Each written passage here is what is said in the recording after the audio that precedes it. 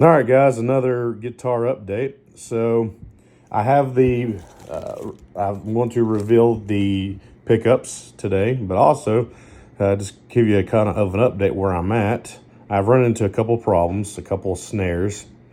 So the bridge that I bought, which is this black bridge, I really like it. It's really pretty and all, but it will not fit my guitar. And here's why. Let's see if I've got the piece around here somewhere. Oh, here it is. So the plug that's supposed to go down in the guitar is this size that they give you for that bridge. Problem is, the one that comes with the kit is this size. That's a big difference. So I end up ordering me a new bridge. I'm going to end up selling this one. If anybody wants a bridge that has a Les Paul style type of guitar that wants a new bridge, not used, that can fit that plug, let me know and I'll sell it to you for like 10, 15 bucks. If not, I'll throw it on Facebook Marketplace or something. So I ordered me a new one with a plug that should be that size, hopefully. I did run into the tailpiece the same way, kind of. Here's the tailpiece I got. It's a nice black looking tailpiece. It's going to look really good against that blue. And I did finish the guitar. It's a little shinier than it was. The little lines have popped real nice. So it came out pretty decent. So yeah, the tailpiece came out the same way. But this is the plug. It was a little too big, actually. Ended up being a little bigger. But the one that came with it fits the screw perfectly. So I'm just going to use the screw and put that plug down in there, and you won't see any difference of, you won't see that silver plug anyways. So it is what it is. They should be here Saturday and Sunday, so I can work on that. Little snagging in doing this. Unfortunately, that part of the fun of building these things, you just don't know what you're going to run into until you run into it. So it is what it is. I've got to plug those into the guitar still and do. I first got to run the ground wire into that hole, and then I'll be able to plug the tailpiece in at least, or push the plugs down into the tailpiece or holes, and then the tailpiece will be ready. I ran into the same thing with the machine heads. These are my machine heads. But the problem is the style machine head is not the same as this guitar would allow. There's little plugs that go on the very top. Like I put these machine heads in just to see how it kind of fit in. These are not screwed in or anything. These are just kind of lightly. But see, there's no, where the nut and stuff is on here, there was just a small little plug that they gave you with this. And I guess it's just supposed to sit down in there tightly and snugly. It was too small. So I had to order me some new machine heads, and I want to sell these suckers. They're locking machine heads. I think they're like 30 bucks. So I'm pretty sure that's how much they were. They're good quality machine heads. They're real nice looking machine heads. The problem is just they won't fit my guitar. So I'll put these on the marketplace too and sell these suckers. So these will kind of look like a old school, but that they don't have a little place where you screw down to make the head tighten down on there. I guess it's just supposed to sit there free floating, and the little plug that goes over the top of the hole on top of the head of the guitar is supposed to be there just for more or less decoration and function. So they should be coming in probably Sunday or Monday. So yeah, a couple snares or snags to the build, It ain't the end of the world, but it's just a little aggravating.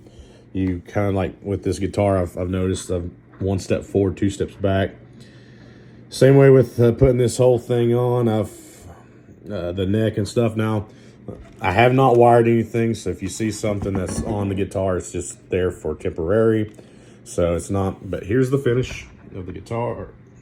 So that popped out real nice. Like I said, these are the plugs, and they're okay.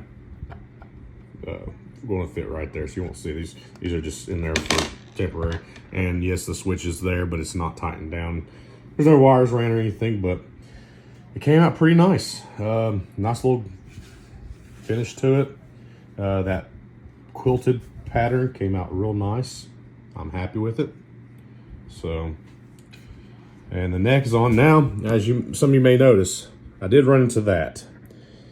It would not go all the way down in here, but the problem is there's no the gap difference on that. See, there's no real it wouldn't go no further. It's all glued down, it's all solid.